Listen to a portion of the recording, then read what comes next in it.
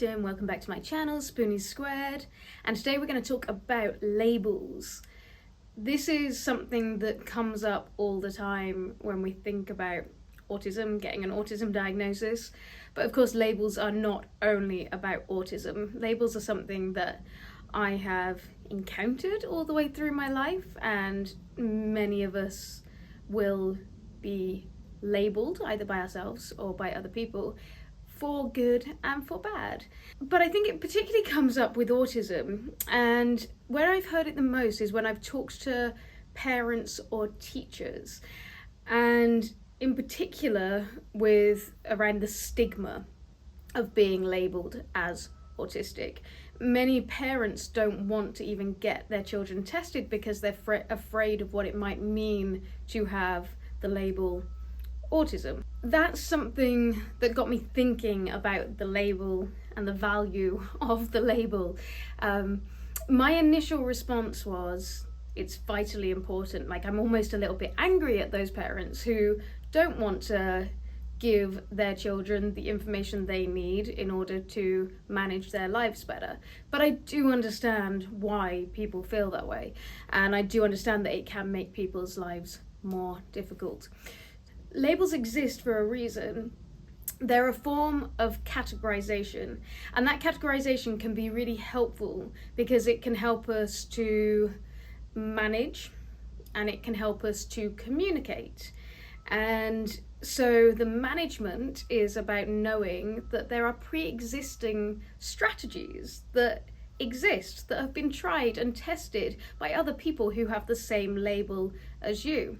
Communication is about being able to very quickly and easily use the label as a way to help people understand something that you are going through. Labels serve a purpose both internally and externally.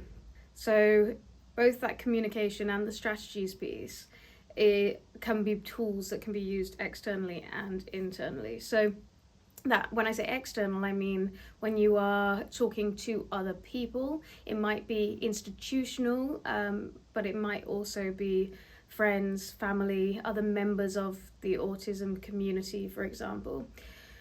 Internally, it's about really understanding yourself, understanding your needs, understanding your boundaries, and again developing an awareness of how you can manage challenges that you're going through. So of course all of those things sound really great, and for me that's definitely why I wanted an autism diagnosis in the first place. I was like, once I thought that's what was going on for me, I felt like it was going to be really necessary for me to have the validation of somebody who's an expert, who's external, to tell me that's what was going on, so that I could then really land in this place and then work out strategies that work for myself. And it sort of gave me a permission. And what's been strange since getting the diagnosis is it gave me permission, and that's really worked for me. That's been great. It's been like, I have this label and therefore I need to do X, Y, and Z to look after myself. And it's made it a lot clearer to me. It's made it quite easy to understand what it is that I need and what the implications are if I don't get what I need. But I've also struggled with the label because, for a couple of reasons. One, because of course you get the, well, you don't look autistic, how can you be autistic? And then I kind of start questioning it myself. And that's been something that is then quite hard. And I then think, oh, well, do I not deserve, it's a weird thought, but like, do I not deserve to have this label? Am I not autistic enough?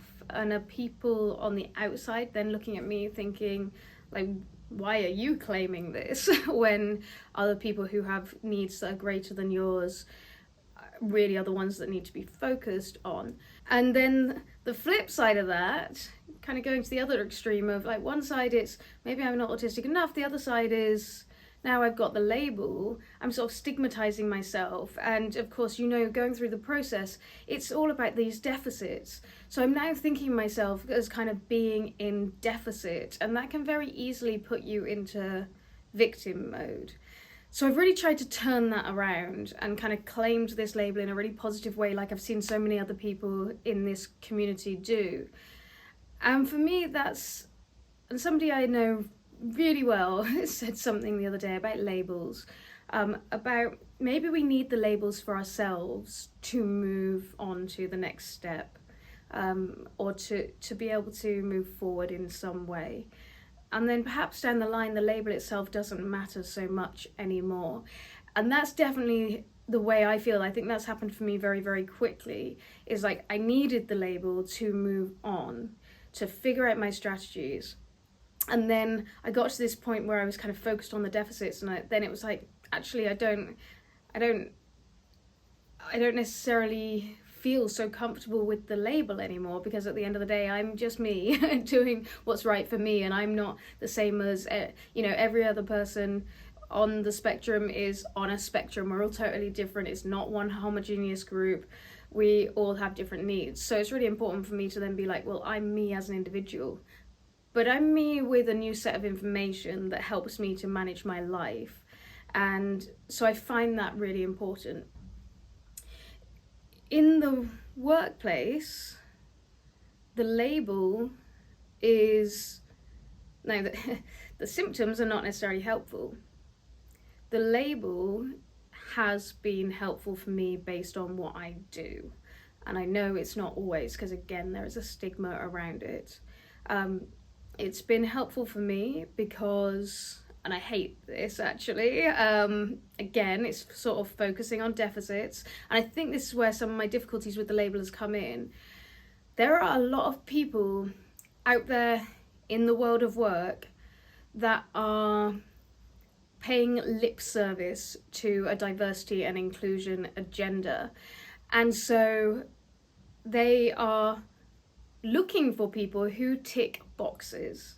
And this has happened to me all through my career, being a woman in STEM, big time. So what happened was, instead of being seen for my skills, my experiences, everything else that I bring to the table, I get seen as a label, and other people are going, oh, this person's, aren't you great because you're a woman in science? And it's like, are you saying that what I do that's good is be a woman? Because honestly, I didn't really have much control over that, and I'm not sure that that's a choice I would have made if it was something I had a control over. And, so, and the same thing with autism, like, isn't it great you've overcome all of X, Y, and Z? And it takes away from what really matters in the workplace, or what matters to me in the workplace, which is developing my skills and doing a good job and making an impact. And so that's what I want to be known for. I don't want to be up there because I'm a woman, because I'm autistic. I don't want to be chosen for jobs. Now, I know this is a super complex issue, and so what I'm talking about now is my own personal inner experiences of not wanting to be seen for the deficits and the barriers. I want to be seen for my strengths, which of course are also associated with these labels. But let's face it, the way it is talked about anywhere, most places in the workplace, is not really like that. It's very much this kind of like, oh, you've overcome all of these barriers, so we're going to put you on a pedestal. And I sound like I'm not that I've always been put right up on a pedestal, but when that's the only reason, when you're like, well, hang on a second, why don't you listen to what it is I actually understand, what I know, the insights I can bring? That's what matters, the skills I can bring. At the same time, I know that there's been so much discrimination and oppression, often based on a label that is associated with people, that's why we need the labels too, because we need to try and level the playing field. We need, again, to be able to clearly communicate when oppression is happening to specific groups of people, and when there's a common reason across those groups of people that oppression is happening. So labels, I think, are just so much more complex than we can, you know, there's so much that goes behind them. And like I said, so me personally, one of the things I've done, I actually thought a lot of my work going forwards would be very focused on diversity and inclusion. And that's come off the back of, like I said previously, kind of often being surrounded by people who wanted to know what it was like to be a woman in the workplace. And now with autism, it's like, oh, we've got a neurodiverse person here. I thought this was an opportunity because I have these experiences to represent and to advocate. But I'm not saying I won't represent and advocate, because I definitely will. But I realised what I really want to do is focus on my own strengths and focus on my goals, and realising that they aren't actually directly related to those labels. They're related to me, to Becky, as a person.